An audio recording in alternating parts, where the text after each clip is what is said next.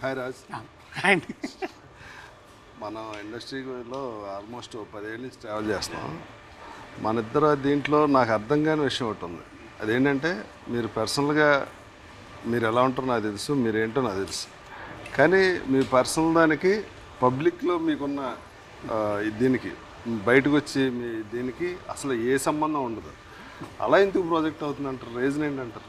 అంటే నాకు తెలిసి ఇప్పుడు రీసెంట్గా జరిగిన ఇన్సిడెంట్స్ కాకుండా ఇంతకుముందు ఏంటంటే స్క్రీన్లో చూసినప్పుడు ఒకలా కనబడతాం కదా. నేను అప్పుడు అంటే I can act but I can't pretend అని చెప్పి.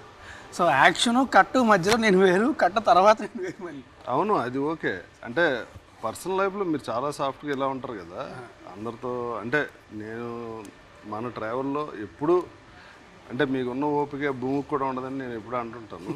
కానీ జనానికి వచ్చేటప్పటికి, మీడియాకి వచ్చేటప్పటికి మీ ప్రొజెక్షన్ టోటల్గా వేరేలా కనిపిస్తూ ఉంటుంది ఎప్పుడు. దానికి రీజన్ మీరేమనుకుంటున్నారు పర్సనల్గా?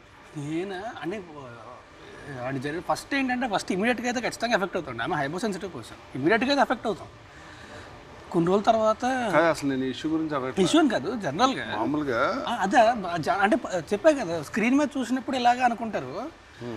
అంటే నేను ఏంటంటే అల్లరగా హైపర్ యాక్టివ్గా చేసిన సినిమాలు చూసి ఇలా అనుకుంటారు. అలా కాకుండా చేసినవి ఆడలేదు. కాగా మన పర్సనాలిటీ అన్నది ఆటోమేటిక్గా జనం గుర్తిస్తారు.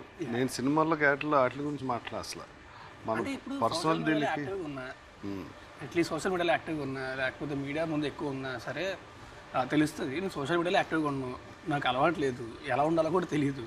ఇప్పుడు సినిమా రిలీజ్ ముందు సినిమా పోస్టులు పెట్టడం తప్ప నాకు పెద్ద రాజు. అది కూడా ఏంటంటే పక్కన ఎలా పోస్ట్ పెట్టాలని చెప్పి. సో అప్పుడైతే నా పర్సనాలిటీ అనేది తెలుస్తుందేమో. బట్ లేకపోతే నేను బయటికి ఎక్కడికి వెళ్ళను, ఎవరిని కలవను. ఎవరన్నా సరే నా ఫ్రెండ్స్ 2-3 ఉంటే వాళ్ళు కూడా ఇంటికి వస్తారు తప్ప నేను ఎక్కడికి వెళ్ళను. మీరు మోస్ట్ ఇంట్రావర్ట్ అవడం వల్ల ఈ ప్రాబ్లం వచ్చింది. మేబీ దానివల్ల ఏంటి